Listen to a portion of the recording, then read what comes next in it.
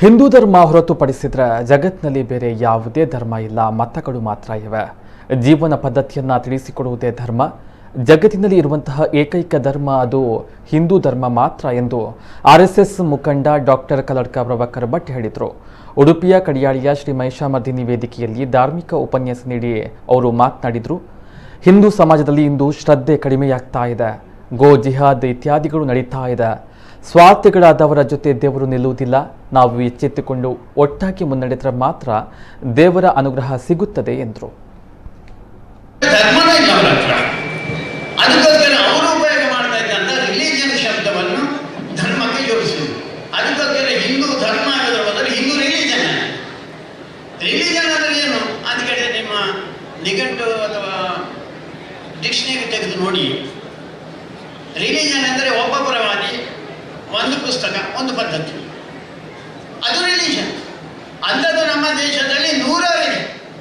ಅದ್ವೈತ ಇರ್ಬೋದು, ದ್ವೈತ ಇರ್ಬೋದು, ವಿಶಿಷ್ಟಾದ್ವೈತ ಇರ್ಬೋದು, ಸಿಖ್ ಇರ್ಬೋದು, ಜೈನ ಇರ್ಬೋದು, ಬೌದ್ಧ ಇರ್ಬೋದು, ಬೇಕಾದಷ್ಟು ರೀತಿಯಲ್ಲಿ ಆ ರೀತಿಯ ವ್ಯವಸ್ಥೆಗಳಿದೆ. ಅದು ಧರ್ಮ ಅಲ್ಲ.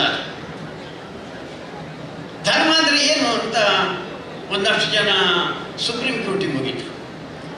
ಸುಪ್ರೀಂ ಕೋರ್ಟ್ 3 ಬಾರಿ ಉತ್ತರ ಕೊಟ್ಟಿರುವಂಥದ್ದು ಧರ್ಮ ಅಂದರೆ it is A way of life ಅಂತ, ಜೀವನದ ಪದ್ಧತಿ. ಹಾಗಾದ್ರೆ ರಿಲಿಜನ್ ಏನು ಅಂತ ಕೇಳಿದರೆ it is A way of worship.